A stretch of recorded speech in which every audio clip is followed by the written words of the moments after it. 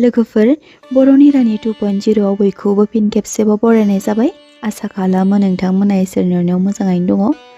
लोगोफोर 2025 नि 4 नभेम्बर यानि 5 नभेम्बरनि गेजेराव जानाय कार्तिक पुर्णिमाया जोंनि थाखाय जोबोर मानिनो गोनां सम। बे तिथियावनो जों राज फुजा यानि इसोर नारायण आरो बिमा लक्ष्मीखौ फुजा होनाय जायो।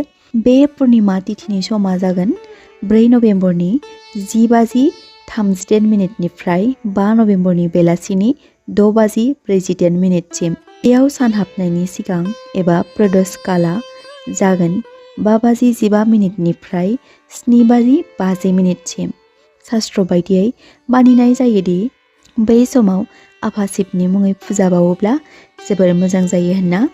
बे समा सान हाबनायनि 1 घन्टा उनाव जानाय जायोनो। लोगोफोर नोंथांमोननिसिम मोनसे खावलायनाय, चेनेलाव गोदानब्ला अन्नानै भिडिअखौ लाइक आरो चेनेलखौ साबस्क्राइब खालामबानो जाबाय, जाहाथे जेब्ला आं बेबायदिनो गोदान भिडिअसफोरखौ आपल'ड खालामो अब्ला नोंथांमोना थाबै नटिफिकेशनखौ मोनहैनो हायो। मानिनाय जायो कार्तिक पुर्णिमानि समाव गंगानि दैजों दुगैयोब्ला जोंनि गासै पापआ मुक्ति मोनखांनाय जायो होनना। बे दिनखालि प्रयागराज बायदि जायगायाव गोबां सुबुंफोरा दुगैहैनाय जायो। धार्मिक सान्थौनि जरियै भगवान विष्णुआ कार्तिक पुर्णिमानि दिनाव समायना रमायना नानि महर लानाय जादोंमोननो। बेखायनो बे तिथिखौ इसोर विष्णुनि अर्थात श्री कृष्णनि मुङै फुजा होनाय जायो, जायखौ जों राज फुजा होननानैबो मोनथिनो हानाय जायो। जेब्ला बे दिनाव नोंथांमोना धोन आरो सुख सान्तिखौ मोननो लुबैयो अब्ला बिमा लक्ष्मी आरो धोननि राजा कुबेरनि मुङै फुजा बावनानै बिसोरनि मन्त्रखौ बुंनो हायो। मानोना बे मन्त्रआ सावस्रि आरो गोलाव आयुनि थाखाय बोर सारस्रिनाय जायोनो। कार्तिक पुर्णिमाया जादों बोसोरनि बयनिख्रुइबो देरसिन पुर्णिमा तिथि। बेखायनो बे दिनखौ जोबोर गिदिर आरो गोथार सान महरै फालिनाय जायो। बेनिखायनो बे पुर्णिमाखौ त्रिपुरा पुर्णिमा आरो त्रिपुरी पुर्णिमा होननानैबो मोनथिनाय जायो। मानोना बे पुर्णिमा तिथियावनो इसोर भोलेनाथआ त्रिपुरासुर मुंनि राक्षसखौ फोजोबस्रांनाय जादोंमोन। बे दिनाव जेसेबां हायो दैयाव आलारि बाथि लगायना एंगारहरोब्ला मोजां जायोनो। बे कार्तिक पुर्णिमानि समाव 101 था आलारि बाथि लगायनाय जायो होनना बुंनाय जायो। नोंथांमोनाबो लगायनो सानोब्ला लगायनो हागोन। मानोना जाय सुबुंफोरा बोसोरनि मोनसेबो फुजायाव आलारि सावनो मोननाय जायाखैब्ला दिनैनि दिनाव बाथि सावनो हायो। बेखायनो बे कार्तिक पुर्णिमानि दिनाव फुङावनो एबा ब्रह्म मुहुर्त समावनो दुगैब्ला मोजां फिथाइखौ मोननो हायो।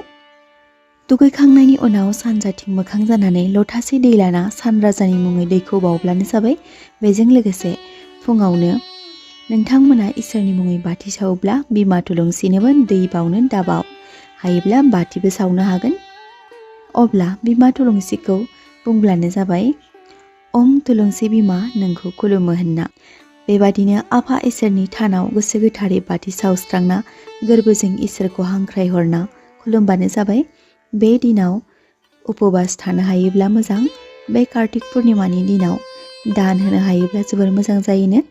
गुबुन जुगाव दान होयोब्ला गोबां बोर मोननाय जायोमोन, नाथाय बे खोलि जुगाव बे दिनाव एबा कार्तिक पुर्णिमानि दिनखालि दान हरोब्लासो गोबां पुण्यनि फिथाइखौ मोननो हानाय जायोनो।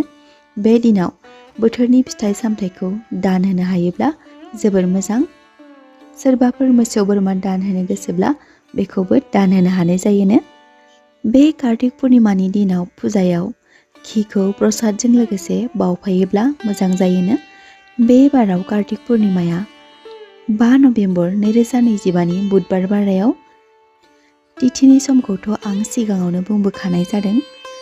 लोगोफोर नोंथांमोना बे राज फुजानि खायसे रहस्यफोरखौ थामहिनबा मोनथि मोनै खोथा बाथ्राफोरखौ एबा बे राज फुजाखौ सोरनि मुङै बावनाय जायो बेखौ एसेब्लाबो मोनथिनो हाबाय जानांगौ। लोगोफोर नोंथांमोना जुदि दिनैनि बे भिडिअनि गेजेरजों एसेब्लाबो गियान मोननो हाबाय अब्ला भिडिअखौ नोंथांनि लोगो आरो जाथि खुरमाफोरनोबो शेयार खालामलायब्लानो जाबाय, जाहाथे बिथांमोनाबो बेनि सोमोन्दै मिथिनो हायो। बेजों लोगोसे जाय बिथांमोना दिनैनि भिडिअखौ जोबजासिम नायजोबलांबाय बिथांमोननि थाखाय आंनि गोसो गोरबोनिफ्राय हाजासे अननाय आरो सिबिनायखौ बावहरनाय थाबाय।